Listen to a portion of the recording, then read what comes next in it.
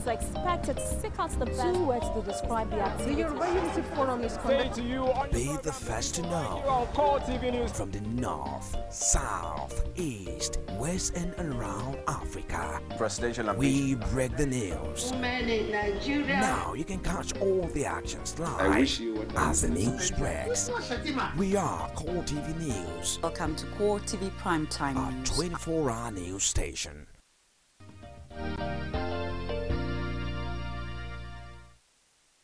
Thanks for staying the course on Core Digest Wednesday, exclusive to Core TV News. Don't forget that for our viewers across board, for our mobile viewers, we're finding it out to stream live on our website. You can also download the Wow TV on your Google Play Store, and just with a click you can watch us live on your mobile devices. It's also important that I show you what is called the voter cards distribution update on the front page of The Nation this morning. The question has been whether you have collected your PVC or not, how important it is for every Nigerian to have their PVC before February 14. The good news also is that INEC is extending the distribution of those PVCs from January 31 to February, I believe. We can't confirm that yet, but we'll also bring you that confirmation as soon as we can. The front page of The Nation has a distribution of the voter cards distribution, an update on the voter cards distribution, and it's amazing to actually see the percentage of voter cards that have been distributed. In Abia, for instance, the number of registered voters are 4.9 million, and about 2.6 million have gotten their cards. That makes about 52.50% of registered voters who already have their PVC. In Adamawa, it's 79%, and that's amazing for a state that is presently under the emergency rule. You have 2.8 million plus registered voters, and then 2.2 plus already have been, well, I'd want to believe that distributed also means that they have received. That would be my assumption. The number of cards distributed would also should mean that PVCs that have been received by all of these registered voters. And let's move away from there. Say Akwa Ibom with 83.80%. Amazingly, Ebonyi State 70%, and of course Gombe also has 80%, Kaduna 62%, and the list on this particular list would be Bayelsa, okay, with 38.39%. That's Mr. President's state, so I believe that INEC wouldn't want to mess with that area of Nigeria. All right, let's move ahead as we turn our attention to ensuring a violence-free February poll matters between politicians and electorate. Yesterday, a group of youths under the banner of the Nigerian Youths for Credible Elections held a peaceful march in Abuja to demand that the general elections be held as scheduled. Now, members of this group say there is no basis for any individual or group to demand for the elections to be moved. And something of notice they made mention was the fact that a postponement of this election would only lead to chaos and anarchy. Let's find out how they put it.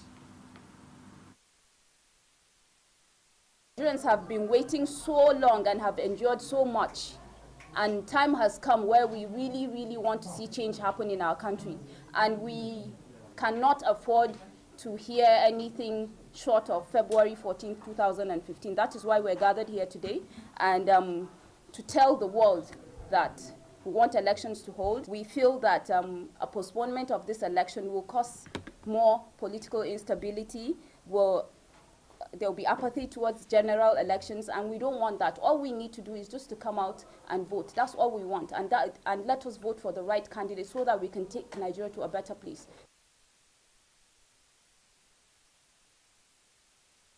I'm joined now by political and public affairs analyst GBOLA OBA. Good morning. Thank you for joining us today on Core Digest. Let me have your thoughts or ideas along this recent call. For instance, the NSA is asking that the elections be postponed as a result of the distribution of the He has denied it. He has denied it. He said he wanted to see the source of the reportage before he could, but he said he didn't remember having said it. Adamawa State Governor James Igilari literally begged INEC for a 3-month postponement of the election. Amazingly, Adamawa already has 79.40% of PVCs distributed. What are your thoughts along this? Adamawa State Governor is a latter-day come opportunist who for so many years was denied, or who for so many this thing was denied is this thing, and he got it through a court order. So he's trying to be pleasant to his party chieftains because they denied him the opportunity of getting the card to represent the party. He's not the kind of politician you should take serious in today's Nigeria. Isn't he the governor of the state? Doesn't that make him privy to the security situation than you are? I want to be very honest with you. Governors, as we see them, are on paper the security chiefs of their state. But if you tell me any state whose security is functionally and organically controlled by the governor, I want to move there. I can trust my life to such, if you show me any state, including Lagos. They are glorified local government chairmen. The security infrastructure we have in Nigeria is such that you, in your estate, you will pay for holiday. Am I making a point? You pay to protect yourself. The semblance of what we have to be corporate security is the police, and it's directly controlled from Abuja, whichever way you look at it. Don't be deluded. Well, beyond all of that, the question now is ensuring a violence-free poll in February. After the Abuja Peace Accord, it looks as if things have not totally worked out well in line with the agreement of these presidential candidates. It may be too idealistic, too utopic of us to expect a general election in a poverty-ridden country where politics, where the control of power is the greatest business, you know. So for us to be thinking that you can have a violence-free election. But you see, whatever they will do, that date will pass. But I am not going to sit here and tell any Nigerian, we will admonish, we will encourage, we will exhort them, you know, to be dignified in the way they conduct themselves, to be honorable in the way, you know, they compete, to eschew violence. But the greatest business in this polity, the greatest business, the most lucrative business in this polity as we speak, is the business of governance, of power. And you are telling me that that is going to be done without some degree of some of the competitors wanting to push the envelope, to cheat here, to... Are you saying that there is absolutely nothing within human power or human endeavor that can be done to have a violence-free election in Nigeria? We are doing well enough relative to what could have happened. You know, and I am not one to sit here and pander to anybody. We are doing well enough within the context of the Malay, the pervasive Malay, under which we are running what ordinarily is run in societies with the degree of structure, organization, and respect for the rule of law. We are doing well enough, I'm telling you. But it will be delusive of anybody, delusive, totally delusive of anybody to think that we can have a competition. I ask people, when you go to Alaba market and they are moving money, Do they just move money casually in Alaba market? Because they know some people may be there to seize this thing. Winners Chapel. Has anybody been to Winners Chapel? When they are collecting money, you see armed men. Armed men. I've been to some countries in West Africa. Indeed, I've been a guest of about two presidents on the west coast of Africa. I've been a guest in this thing. I've never seen that kind of security. Let's take a shot. What I'm basically telling you is that the biggest business in this polity, is the business of politics. And my brother, it will be delusive for anybody to think that competition for power will be done. If people were to be gainfully employed, who are they using? Young men, young boys who don't have skills, who are not gainfully employed. If they were to be gainfully employed, it would be difficult for you to go and yank them off the factory lines where they are working. If power were to be consistent, and these guys are working, if these guys were to be skilled, and they have enterprises they are running, and they are looking at tomorrow that if I leave this project in Magodo, I'm moving to another project somewhere in Shagamu Interchange. I have 5 houses to do railings. I have this thing. They won't have the opportunity to call them. But this is the only jurisdiction I know, or the only polity I know, where people are still being rented a day for 500 naira. Just a minute, Bola. We'll take a commercial break now, and when we come back, we'll open the phone lines for public participation. Stick around, don't go away. Has it been a difficult task for you to purchase exquisite, classic, durable, and sturdy furniture that will last the test of time? Here is good news for you. Purchase high-quality furniture for your household, offices, hotels, and schools at Prince Interior Furnishing and Furniture Company Limited. Office address, Goshen Plaza, Showroom 28, Kubo Furniture Market, AYA, Nyanya Road, Abuja. Telephone 0803 119 1444 or 09291 7482. Email princeemeka240@yahoo.com. info@princeinterior.com. Website www.princeinterior.com. Purchase your furniture at Prince Interior Furnishing and Furniture Company Limited. Classic, strong, exquisite. Welcome back. It's Cold Digest towards a violence-free 2015 polls between politicians and electorate. And of course, I have GBOLA joining us on set. Don't forget that you can also stream us live. All you need to do is download the Wahoo TV application on your Google Play Store and navigate your way through, register, and under the news corner, you'll find Al Jazeera and your favorite 24-hour news channel, Cold TV News. All you need to do is click on it, and you'll be watching it live on your mobile device or every other device you have that is connected to the internet.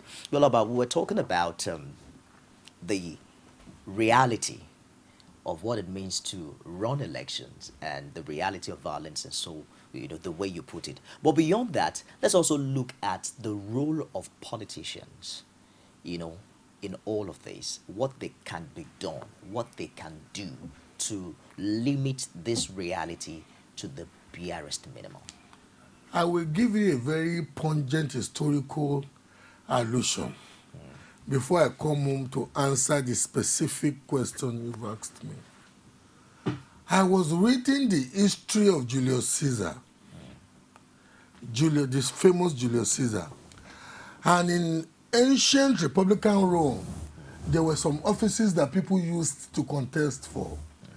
And Julius Caesar was contesting to be, before he became, he became the prominent historical character that he eventually became. He was contesting for the office of the controller of the infrastructure, like the equivalent of the office of the managing director of LASA. He was contesting then in Rome for the office of the controller of public infrastructure, because they used to use that also to gain the favor of the Romans. One day, whilst he was still a contestant, he was walking out of the house for the vote, and his mother looked at him and prayed for him.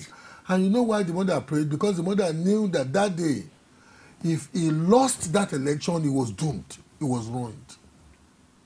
Politics is played today in Nigeria with such a desperate existential manner. I am an entrepreneur. If I go to my business, if my business is not working well, I will re-strategize, because ultimately I know the people I have to please. The people I have to please are my customers. And if my packaging, delivery, and value addition is right, they will patronize me.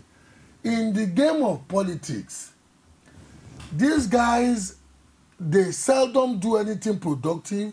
The little money they have that they can borrow, that they can, blackmail some of their friends like us who are entrepreneurs to give them, they put in this enterprise. My brother, some of them I know, they can't afford to lose. That is why the degree of desperation is so high. In other polities, before you go and contest, you have something that you are doing. How many politicians can you tell me you know what they are doing beyond the partisan coloration they carry? Are the electorate at the mercy of these desperate politicians? The electorate deserve what they get. I'm sorry to be rude to Nigerians, and I'm sorry to be this, brutally frank to Nigerians, because I am one of them. We deserve what we get because we have also been so, how does one put it? It's either they have put us so much in the gutter that when the water level of the gutter is not covering our nose, we are even thanking God. They say along, this one is better. When people are barely doing what politicians do in other societies, we celebrate them. Or is either we have so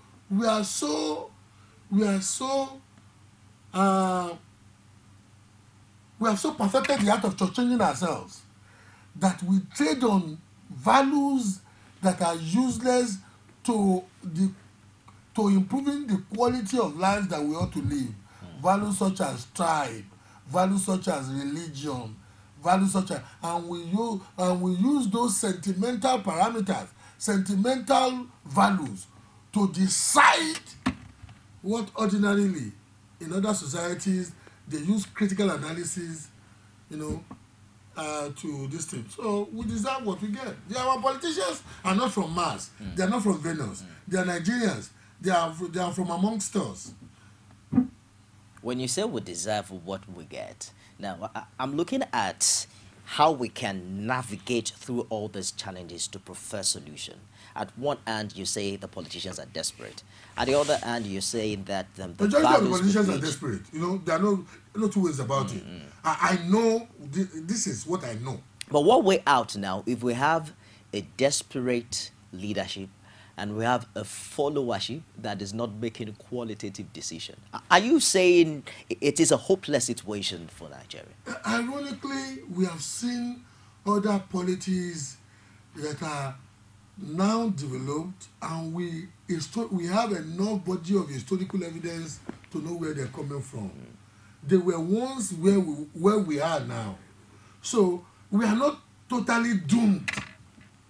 Yeah. But democracy is not something that you, in any polity, suddenly have it played at the ideal level without people, So it's going to be, and if you look at where we are now to relative to where we were a couple of years ago. It's getting better. It's getting, but it's not. Let's take this call. Hello, good morning. Good morning, how are you? Fine, thank you, sir. Terrific. What's your name? Chigodu, calling from Suleja Awu. Can you go over that again? I'm calling from Suleja Awu. Okay. Suleja, what's your name? Yeah, this Chibaby. Chibaby. EBI. Okay, EBI, AB. All right, Yeah. go ahead, AB, with your contribution. We're talking of free election balance, which is honestly what we discovered was yesterday there was this something AIT was deriving a documentation from other opponents. So honestly, it was not fair for a leader to campaign such a documentation on the air, talking about the family, talking about diabetes, talking about their cancer. Those also have no meaning to the benefit of this country. We talk of the reality that what is happening on the ground, the process of this country, the progress of the country. We are not happy on this documentation. We shouldn't air these type of things when we are looking for peace and unity in the country. That's my contribution. It's all right. Thank you, AB, for your contribution. He's referring to a particular documentary that is showing now. But you know, the bottom line is that even for both prominent parties, APC and PDP, unfortunately, the hallmark of their campaign strategy has been about mouthing the personality of the candidates. What impact do you think this strategy will have on violence during election? Before or after, thereabout? The unfortunate scenario in which we find ourselves is that we have politicians who cannot handle issues across the board. Let's be very honest with ourselves. Be it APC, be it PDP, very few of our politicals are intellectually competent enough to handle issues. And when politicians cannot handle issues, hangers on, people who call themselves strategists, people who they give offices of being the mouthpiece of the principals who are intellectually midgeted to, they will find a way of filling the gap. And in this electioneering period, what I've seen is that Nigerians are being heavily duped by the two parties. One of the examples of the duping or the intellectual fraud that is going on was what the last caller or your caller now just complained about. A TV production was commissioned by PDP, being played on NTA and AIT now, and that TV production essentially had blatant historical lies embedded in it. It's not everything that that are lies. Some of them are factual, but at least I can sit here now and tell you, as somebody who is very conversant with Nigerian political history, and as somebody with this thing, that there are about minimum of 5 to 6 lies I know. It was not Buhari who expelled Ghanaians from Nigeria. I was then, a secondary school, this thing. It was obvious that it was Shagari's government that expelled Ghana must go. That was why we coined the phrase Ghana must go. Understand? Fela never mentioned Buhari as one of those who stole this thing. They can bring Fela's records are all online. Fela's this thing, they are all online. There are so many. But you know what? We live in a jurisdiction where there is pretty little or no respect for the rule of law. So whilst doing the production, ordinarily in some jurisdiction where people will just don't use that, it can litigate, or they will say, what they say now, use it, Jare. Before they know the truth, people would have had it. That is the mentality with which we function. Let's take this call. Hello, good morning. Hello? Yeah, welcome to Call Digest. Anyone there? Abdullah, I'm calling from Suleja. Abdullah, how are you this morning? Fine, sir. Please go ahead with your contribution from Suleja.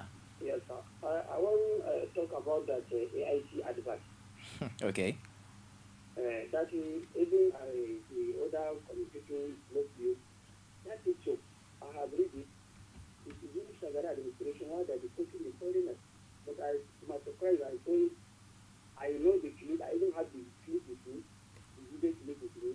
I now say that they say it was during Buhari administration.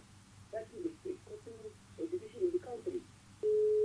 Yesterday when I was watching it, she asked me to either off the television or she will break my screen. Can you imagine this? A woman was telling me that I should either switch off the television or she will break it. It's causing a lot of you go to Saudi. Buhari. I'm afraid we lost that. You have to call back Abdullah. But Barack Obama was in India recently in his bid to strengthen the democratic ties between the United States and commercial ties the relationship between the United States of and amazingly, just like he does, he visited the university talking with young people, you know, intellectual discussion. When he was in Ghana, I spoke with Why is that reality so far from what we experience in this climate? No, things... Intellectual engagement between political leadership and the people.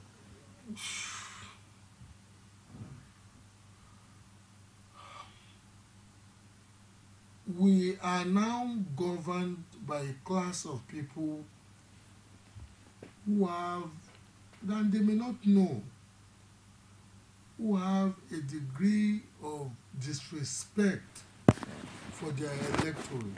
Thank God that we even have a cycle, a 4-year cycle that makes them to remember that some people are called Nigerians. They are so totally distanced from us that until it's about 1 year to the 4-year date, they don't really care about us. And across the parties, look at all the states, either controlled by the PDP or the APC or ABGA, you know, immediately they are elected, they are so distant from the electorate. Very few like us. Maybe because they see our face on this thing, they will pander to... I get things done if I need to get things done. But I know that an average Nigerian, even many who are far more intellectually better than myself and entrepreneurially quite more driven, if they don't have no godfather and they don't know nobody, they are stuck. Most prosperous democracies are not run like that.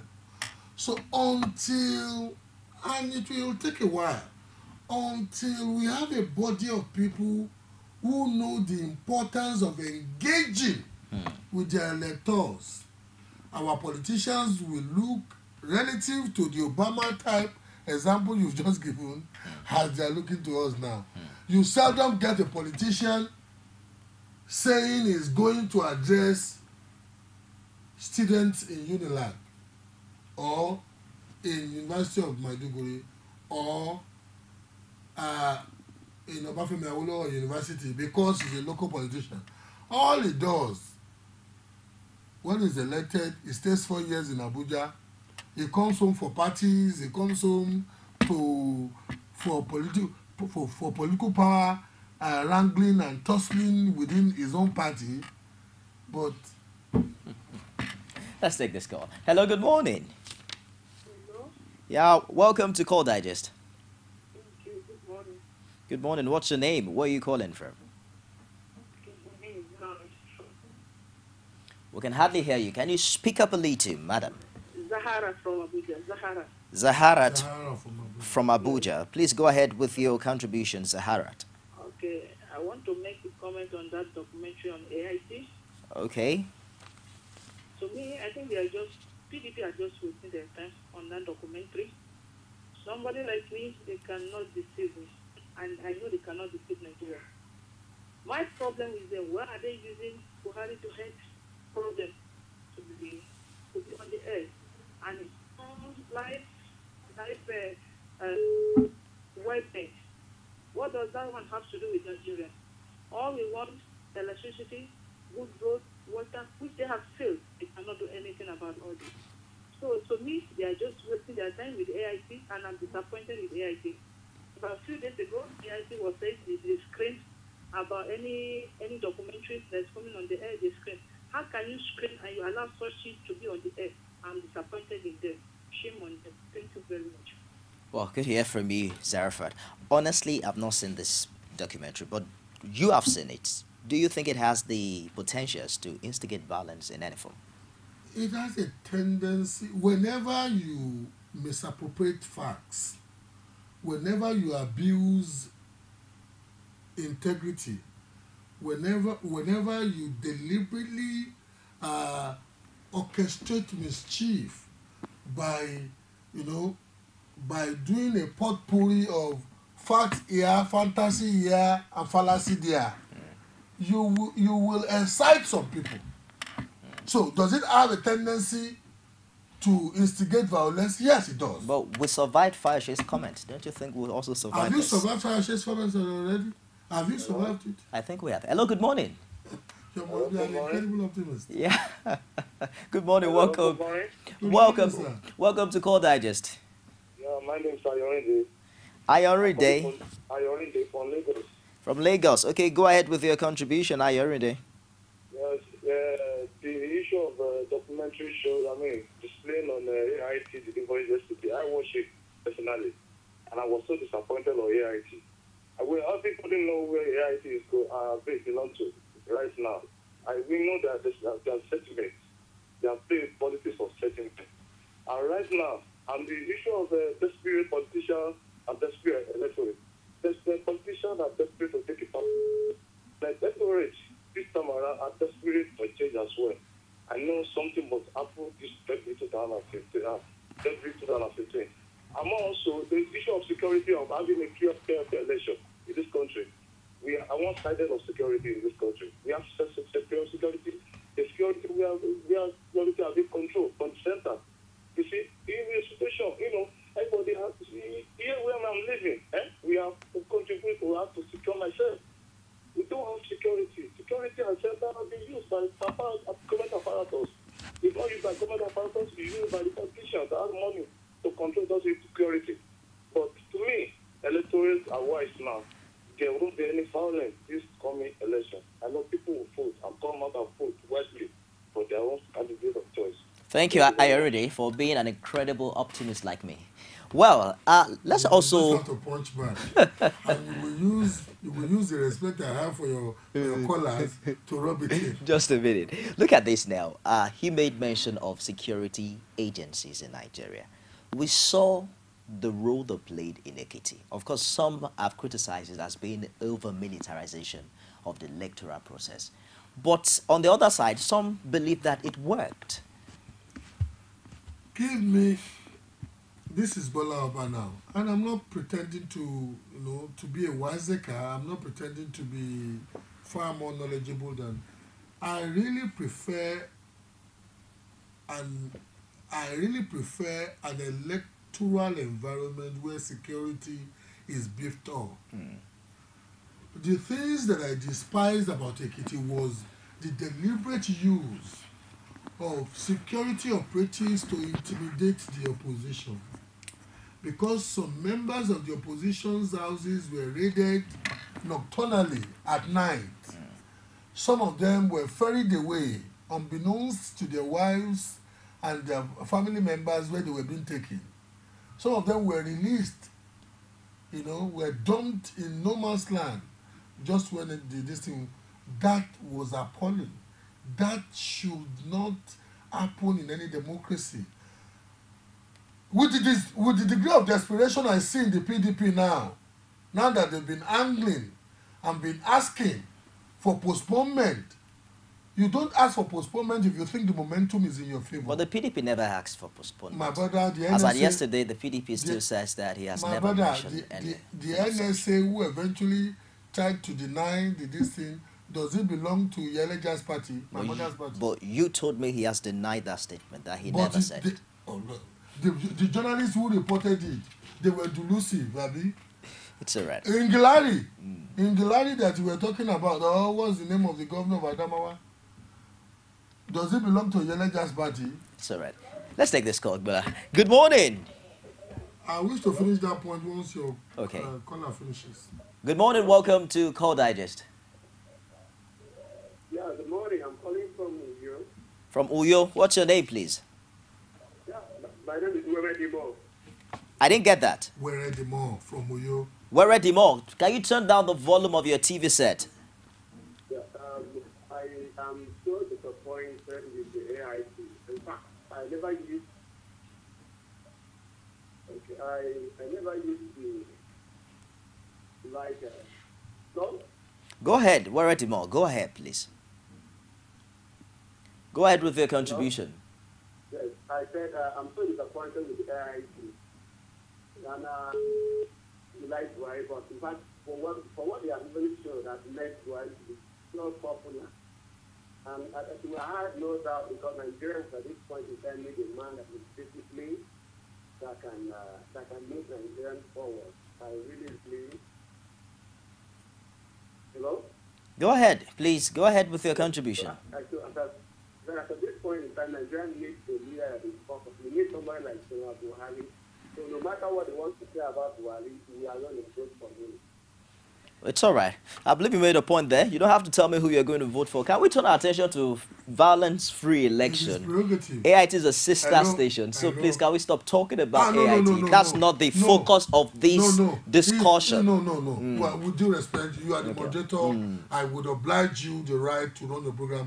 But when the callers call, if they are displeased about something that may trigger violence, let them say it. You are making a point.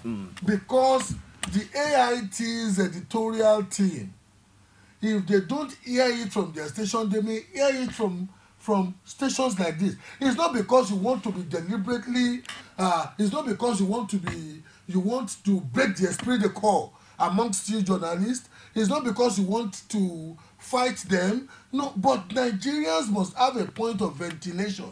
I am not saying, look, I am here.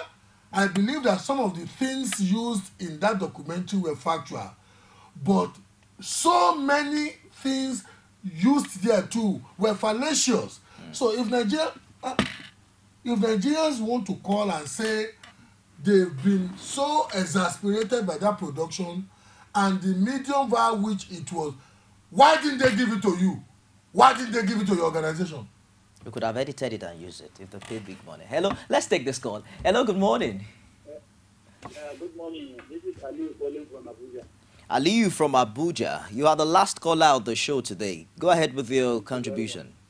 Yeah, what the other caller just said. All right. What I'm trying to point out is that what the last caller is talking about, that advert in AIT is actually uncalled for. We are totally disappointed about AIT. AIT should please try as much as they do to at least campaign. Make it their PDP channel. We should come out and tell the whole world that they are PDP. It's all right.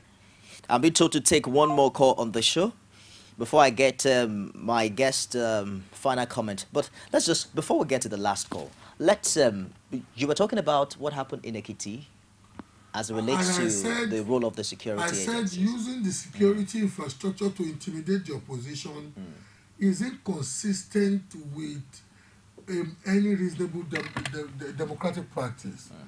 But I am one who believes that security should be beefed up when balloting is about taking place, because our historical antecedents tell us that during balloting, some people deliberately, when they know they will lose, they will go and snatch the ballot box. Am I making a point?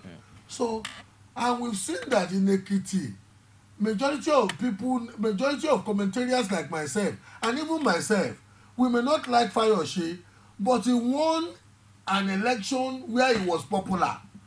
Because when they got to Osun with the same degree of intimidation and whatever, the man who was popular also won. I will not sit here and tell you that Fayose did not win that election. No? Majority of Ekiti people that I know may be regretting it now, but I was shocked when a business partner of mine, we have a venture that we run together in Lekki Aja axis, a filling station. I was shocked when the woman told me that Fayose was, we're going to vote Fayose, and I said Fayose. He said, yeah, Fayose. And they voted Fayose. But the same people who were telling me about Fayose now, then they are not telling me different story. Unfortunately, we don't have the luxury of the armed forces to use in this forthcoming election, because it's not just going to be an election for one state. It will be an election across board. Let's take this call. Hello, good morning, Israel. Hello, good morning, Mr. Israel is calling from Lagos, right? Yes, Israel, calling from Lagos. You have 1 minute. Please go ahead with your contribution. Yes, 1 minute. Listen, yes? Yes, it's a pity that PDP is firing from all cylinders. Firing from all cylinders, but we are happy the truth is known to all Nigerians. Thank you. It's all right. Quite short, precise. Thank you very much for your contribution, Israel. Let's wrap it up within a minute. And as somebody who is also a PR strategist and this thing, look, sometimes when you use negative campaign, it does boomerang. It does. So when people want to package productions or package things to stigmatize the integrity of the other candidate, and it's not peculiar to PDP alone, they both do it. They must remember that sometimes this thing does boomerang. It does. Right. And you can from if we are using an unscientific polling system today, look at the number of people that called in, about 6 or 7 altogether. No single one said, leave it, we like it. It's all right. Thank you very much, Gwilaba, for joining us today on Call Digest. On Twitter, Yeshua was saying, I'm sure Ekiti people are kicking themselves silly now. Yahaya Garji says, any political party that is not ready for February election should humbly pull out. Thank you for your contribution on the show today. Don't forget, all you need to do to watch us live from anywhere in the world is to ensure that you download the Wawu TV app on your Google Play Store, and you can access our programs live on your device wherever you are. A big thank you to Ayoride Adeoti from Lagos, Dauda Kodin from Niger, Ebi Kodi from Suleja, as well as Abdullahi Waradimo from Uyo, Zaharat from Abuja, Aliyu Kodin from Abuja as well. And we had Israel's call from Lagos. We'll be back tomorrow, 9 o'clock, God willing. Till then, ensure that you make the right decision. Stick around, don't go away. You can now watch Core TV News live from anywhere in the world on our website, www.coretvnews.com. Click on Live TV on our website and watch us live. And welcome to Core TV Primetime Days. To follow us on Twitter, click on Twitter icon on our website. On Facebook, click on the Facebook and YouTube to see all our previous news production. You can also watch us live on YouTube. Click Core TV, leave a space, then News. Core TV News, a 24-hour news station.